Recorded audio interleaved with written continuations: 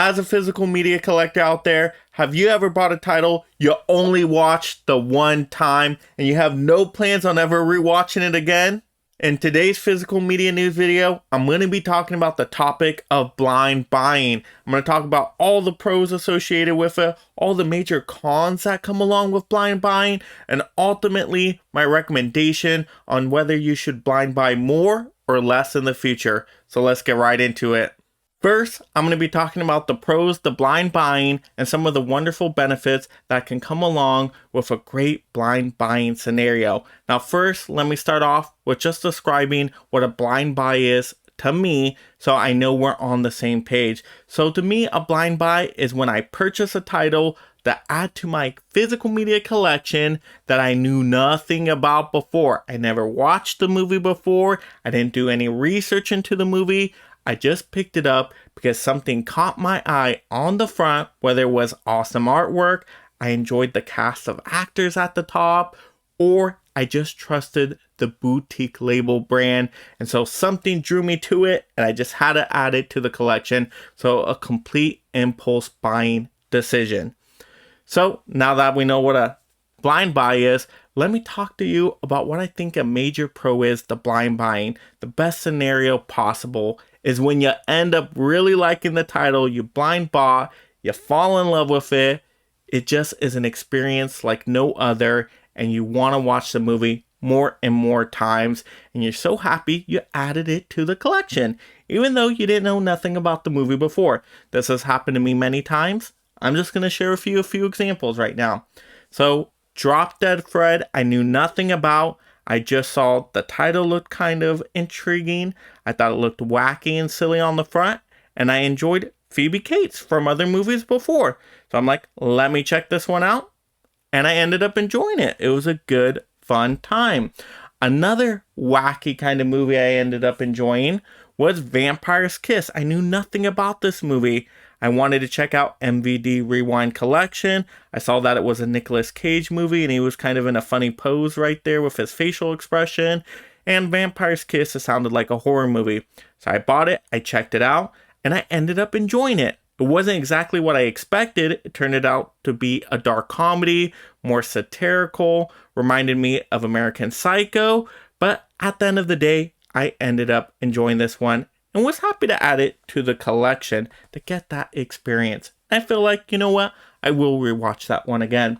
Another one that was actually an expensive blind buy purchase that I talk about all the time on this channel is True Romance, the 4K Steelbook box set. I just love the way this looked. I was expecting to get a lot of good goodies in here, but I just didn't know what the collectibles were going to be inside. I didn't know anything about the movie, but I ended up falling in love with it. So I'm so glad they did an awesome cover artwork. They had all the all-star cast of names at the top. That's what caught my attention. And so I got this one. And you know what? It's been amazing. Amazing having True Romance in the collection. A really awesome movie. So sometimes blind buying just works out. That is the best ideal scenario, is when you end up falling in love with those blind buy purchases. But it doesn't stop there. There's some other benefits as well. A couple of them I have to mention.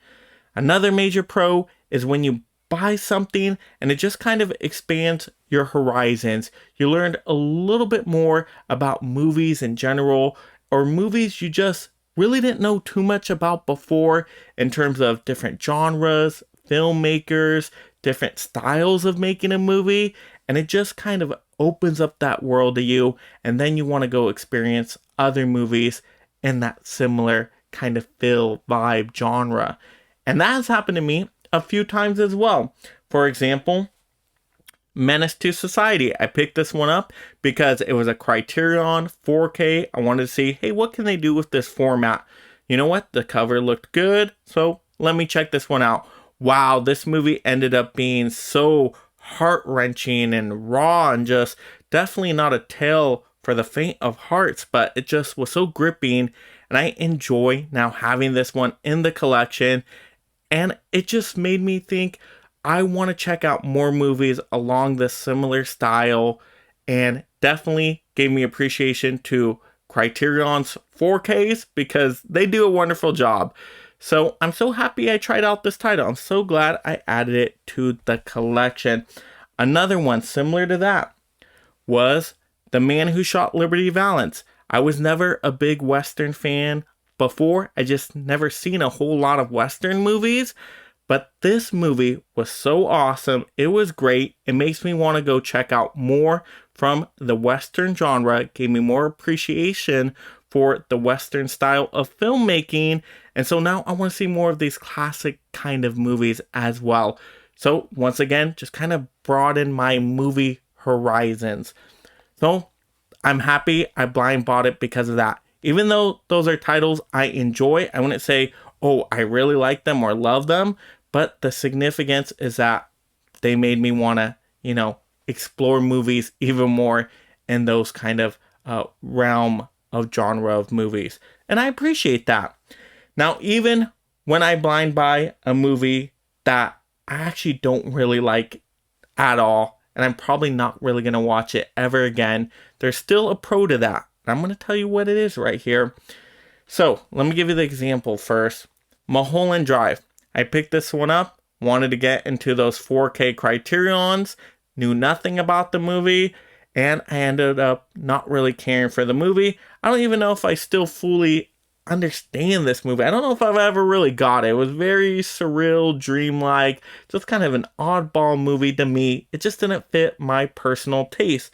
So it's not the movie for me.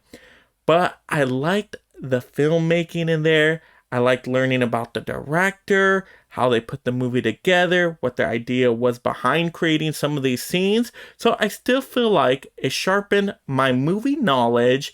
So there was an educational benefit to it.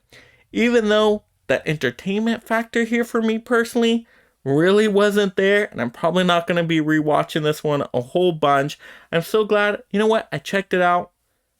It sharpened my movie knowledge. And so that's a benefit. Educational benefit. Can't complain about that. So to me, there's definitely a lot of positives to blind buying scenarios.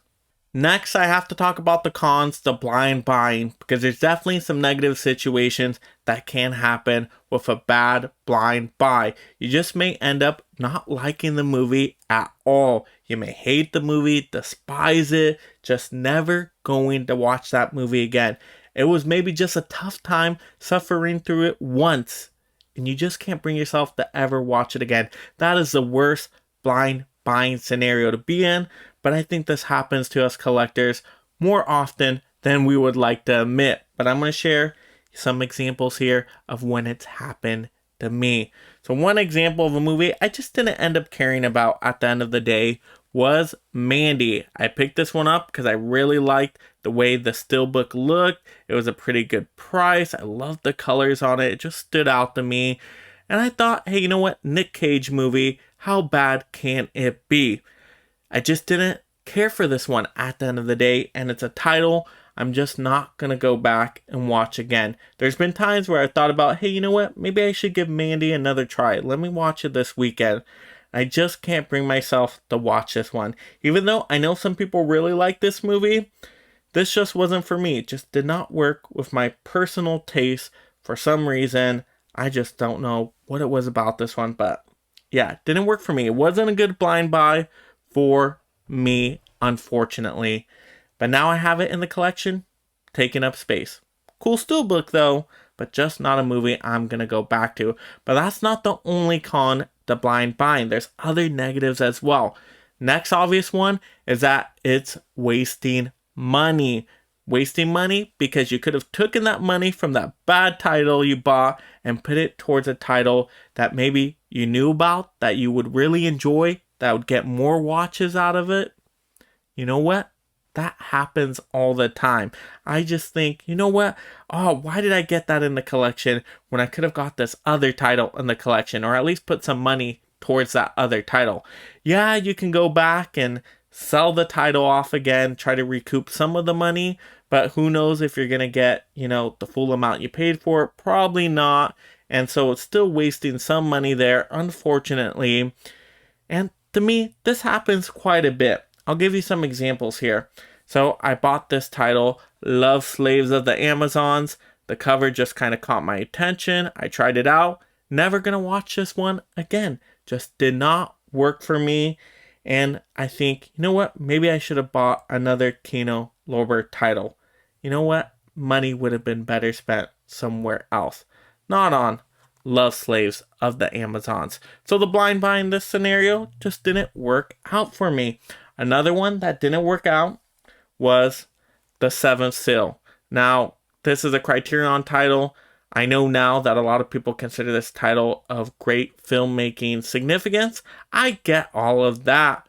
But The Seventh Seal just did not grip me. It did not really entertain me. There was a couple little intriguing elements there, but just not enough for me to say, I want to go back and rewatch this one again. Know what? The one-time watch, I'm good. I'm done. I got through it. You know, it was kind of a painful process. And you know what? I'm good off of this one. I get some people like this one quite a bit. I get that a lot of people find it very significant to filmmaking history. I get all that. But for entertainment, for my personal taste, I just wish I would have put this towards another Criterion title. Something I think I would have enjoyed a little bit more. So I felt like I just wasted money on those titles. And not only that, I wasted time.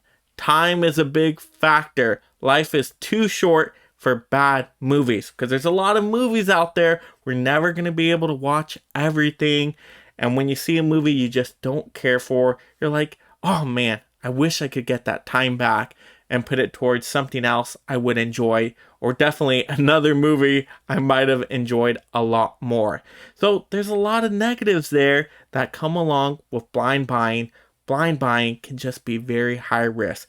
Don't know if it's going to turn out amazing. It definitely can, but other times it could turn out terrible, and just no one wants that as a collector. Finally, to get into my ultimate recommendation on whether you should be blind buying more or thinking about cutting back a little bit. So you got to do you at the end of the day. So this is going to be your own personal decision. And if blind buying makes you happy, go for it. Got to do what makes you happy. But I know, at least for me, I think I need to cut back a little bit on blind buying, just because too many times have I been burned in the past where I get these blind buy titles and I end up only watching it once, not liking it, and never watching it again. So what I'm going to do first is I'm going to research a little bit on each title, try not to blind buy it, at least get some recommendations, see if other people enjoy the movie. Now, it doesn't guarantee I will like it as well. It still may not fit my personal taste, but maybe it minimizes some of the risk associated with it. Maybe it gives me a more likely chance of at least liking the movie than maybe even loving the movie. And that's what it's all about, minimizing the risk with blind buying. So another way I'm going to minimize the risk with blind buying is only blind buy titles when they're super discounted. There's a great sale going on with them, because the worst case scenario would be is if somebody spent a ton of money on an expensive blind buy and they ended up not liking it. Oh my goodness, that is the worst scenario for us collectors. So, you know what? I'll blind buy maybe if it's at a really good discounted price. So even if I don't end up really caring for the movie, well, I feel like, you know what? I didn't waste too much money on this title. Once again, just another small way to minimize the risk. I know it's not a perfect system, but it's just something I think I'm going to try to be, more aware of going forward, and not just blind buy something off of the cover art or something else that catches my attention on it. I got to be a little bit more cautious, do my due diligence, and, make smarter buying decisions, at least for me. But that's what I'm going to do. It's now your turn to let me know in the comments below. How do you feel about blind buying? Do you blind buy a lot as a collector, and does it usually work out for you? Or what are some stories of terrible blind buys you want to share with everybody? I think that'd be a lot of fun. Let's have those great movie conversations down below. And if you're just discovering the channel for the very first time and you love collecting physical media and being part of this amazing mega fan community, make sure you subscribe right now to stay entertained and up to date on all the latest physical media topics. Your kind is headed for extinction. Maybe so, sir. But not today. And if you like this physical media topic video, click another video to see more. Also, like the video, and this is Mega Mike the Movie Man reminding you to make every day a movie day.